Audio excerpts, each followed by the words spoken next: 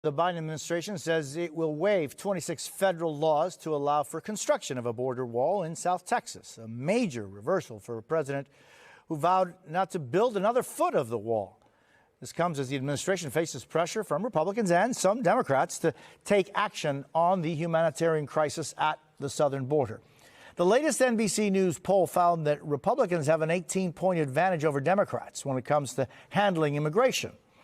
With us now to talk more about this, former Housing and Urban Development Secretary Julian Castro and former Florida Congressman Carlos Curbelo. Both Carlos and Julian are MSNBC political analysts. So, Julian, how do you categorize what overnight the Biden administration announced? Well, Jose, I mean, it looks like this is a promise broken. There's no easy way to describe this other than a flip-flop from President Biden. He said in the 2020 campaign that he would not build another foot of Trump's border wall, that it was a waste of money, didn't make any sense. And here we have the Department of Homeland Security saying they're going to waive 26 federal laws to build more wall more quickly. And one of two things is happening, I think. Either the right hand doesn't know what the left hand is doing. And earlier on the program, you read a press release by DHS that is different from what the White House is saying. So that's possible.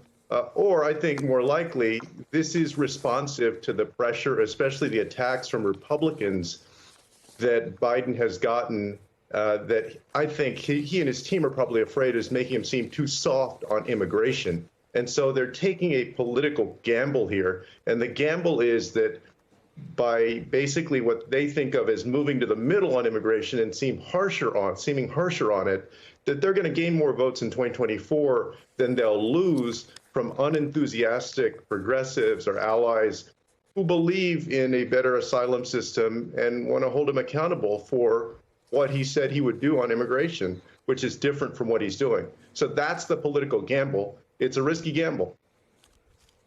Yeah, I mean, Carlos, what is that gamble politically?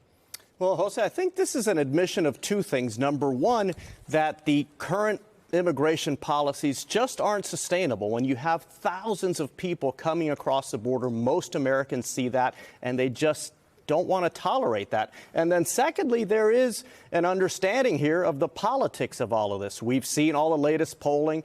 The current president is tied with the former president. A lot of people on President Biden's team are starting to take note of some of his vulnerabilities, and this is a big one. So this is the president admitting we cannot stay the course on immigration. We have to make a change, both in terms of policy and politics. You know, Julian, one of the many times that you've had some, very noteworthy moments over the years of your career as a public servant.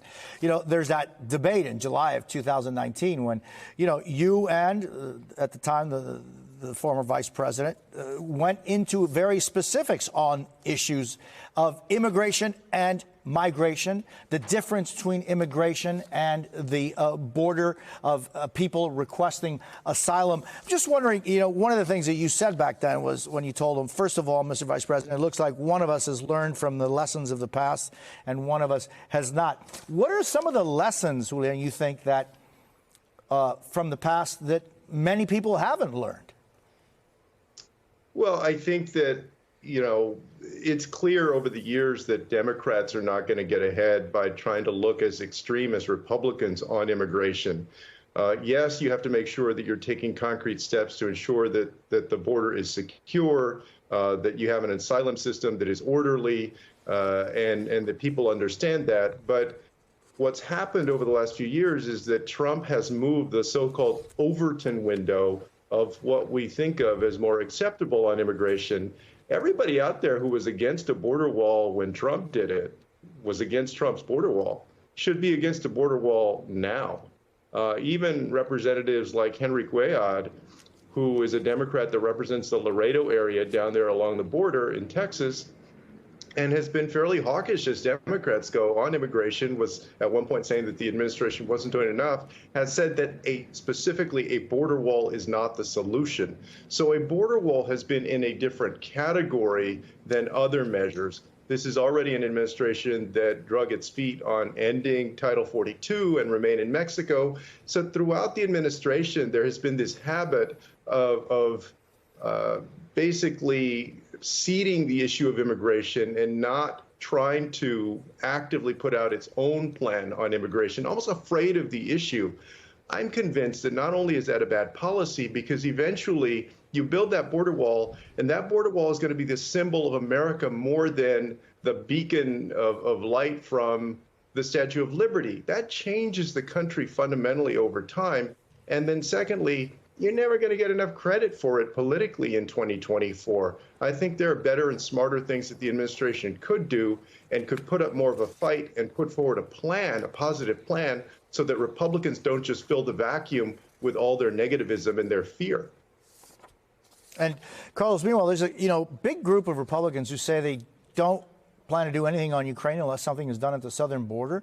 West Virginia Democratic Senator Joe Manchin was asked on Morning Joe why it has become harder to sell Ukraine funding to the general public. Here's part of what he had to say this morning. They're pitting it off. Okay, which one are you more concerned about? You concerned about the border? Or are you concerned about Ukraine? You concerned about basically a high cost inflation or Ukraine? They start putting it that way, and people say, well, wait a minute, that's second on my list, or that's third on my list.